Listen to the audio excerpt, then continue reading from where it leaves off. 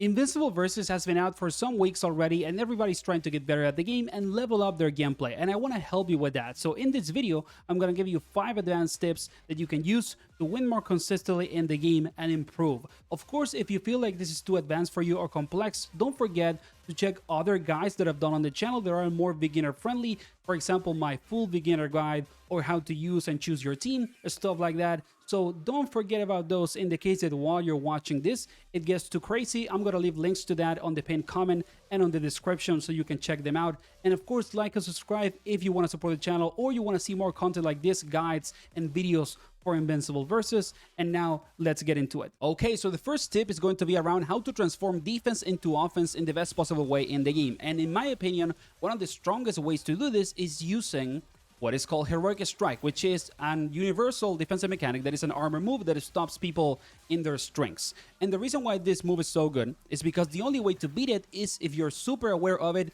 and you do, for example, an armor move on offense after they do it, or you react to it with a DP or with a super and things like that. So it's quite hard to deal with Heroic Strike when you are on the offense. It can be super hard.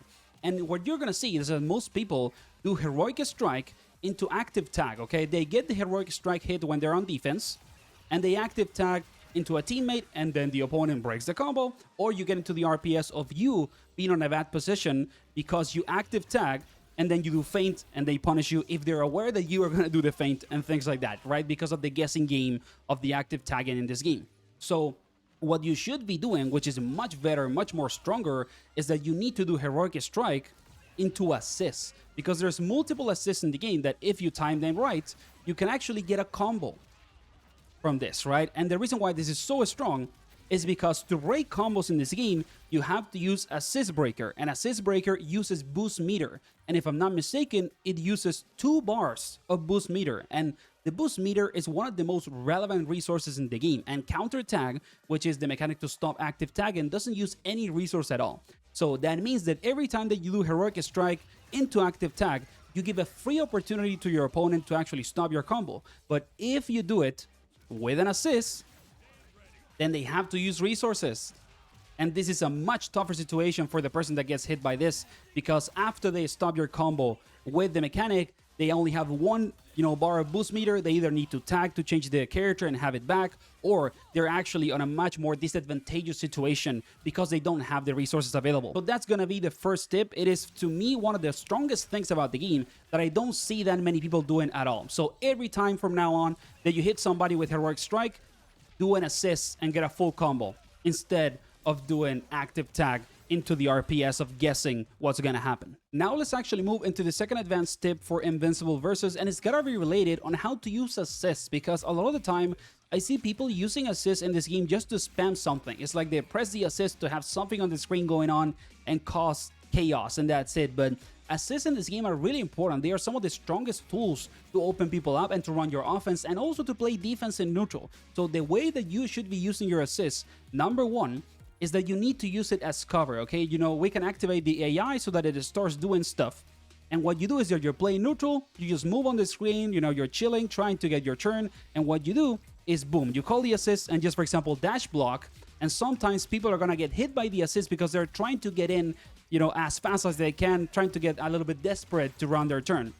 But if you have a good projectile assist, it can cover you up from people trying to run their offense like it's nothing, and then you have an opportunity to get a full punish. So it is a really strong way to use assists in the game. And again, if they're a projectile like Robot, Cecil, Eve, Rex, they tend to be better for this. So you need to be doing this more, okay? It is one of the strongest ways to use assists. And it's not only because sometimes it's gonna give you an opportunity to punish, it's also because if people block it, it's your turn, your plus. So it is one of the most kind of like a strong ways to run neutral on a very safe way that is gonna give you free offense and also good defense, so that people don't open you up with, normals or free hits in neutral in the chaos. So remember to use your assist to cover yourself up in neutral, especially if it is a projectile assist. It's one of the strongest ways to play neutral in this game.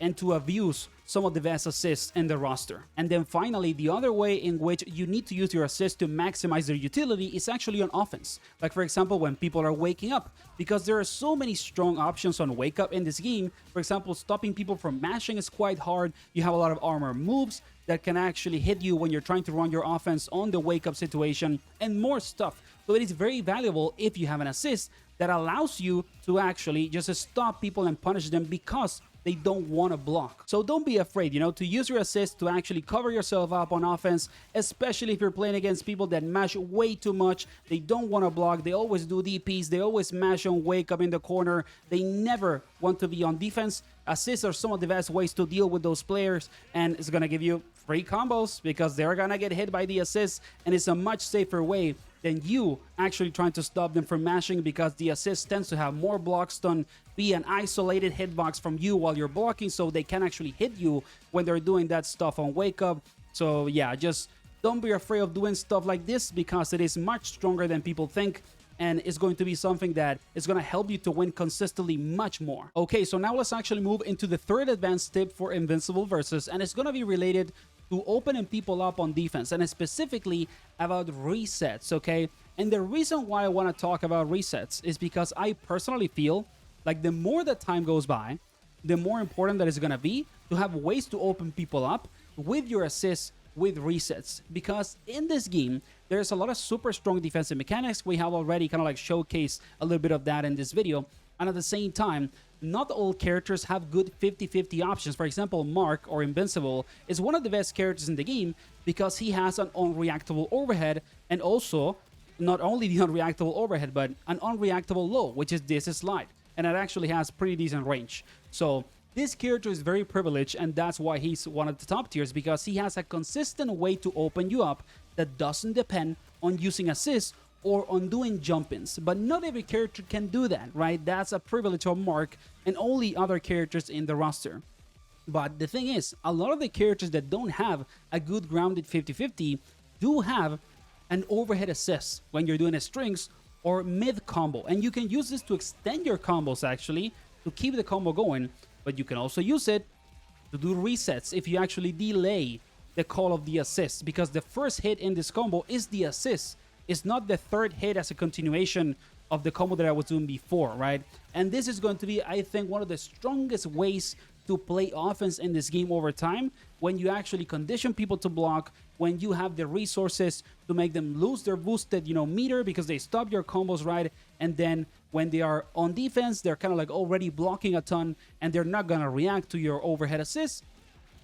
And you actually reset them up. You get a little bit of free damage because of the couple of first hits, and then you have an opportunity to do another combo. Now, specifically, the best way to use this would be to actually do a lot of combos in the ground and keep like the combo meter going essentially all that you can, so that you don't use it by the middle of the combo, and you do the reset when you have already done a ton of damage, right? This is the most optimal way to do the resets. And there is actually a lot of characters that have overhead assists. Like I said before, it's not only Conquest, like for example, even Robot has an overhead assist. So there's a lot of different characters that you can use to get these resets going. So yeah, just don't feel afraid of labbing combos in the ground with your favorite characters, and then checking if your team has access to overhead assists so that you can do these sort of resets. And if you start adding them into your offense, you're gonna be able to get stuff like this. For example, a simple combo, and it gets you almost 80% damage, or like 70.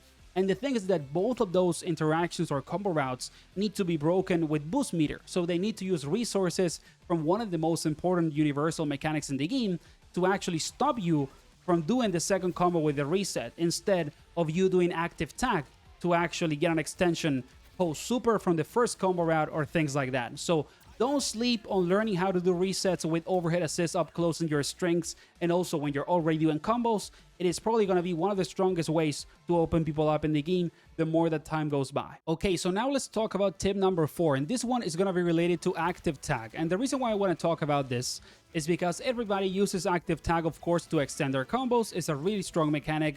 But a lot of the time, I see people either doing the normal active tag with no follow-up or change into the actual, usage of the mechanic. And it is really easy to break, because if you're just doing regular active tag people can mash the counterattack mechanic and they're gonna win the interaction and you're not gonna get your combo.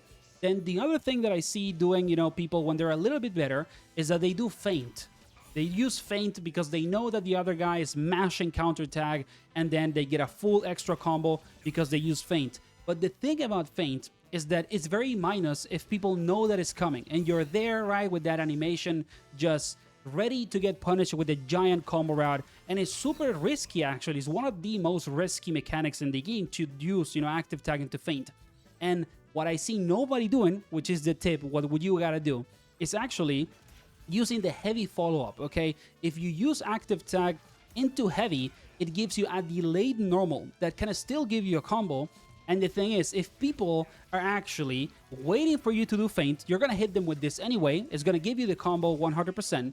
And if they're mashing, the counter tag, then you win the interaction, because since there is a delay in the normal and they're mashing the kind of like counter tag mechanic, you win and you get a full combo. So it is one of the best ways to do active tag in the game, and I don't see that many people using the delayed, heavy at all. You can do active tag and keep H, keep the button down, keep the heavy button down, and you get the follow-up, or you can just press it and you're gonna also get a delay normal. But I think that when you actually keep it pressed, it is even a bigger delay. So there is kind of like a range on the timing between just doing active tag with nothing, then doing active tag with keeping the button press, which is the much, possible delay that you can get, and then just pressing H, which is a small delay. It is very minimal in terms of difference, but there is a difference, and it's gonna be important when you use the mechanic. The other thing that is important is that if you use this sort of delay, or you use,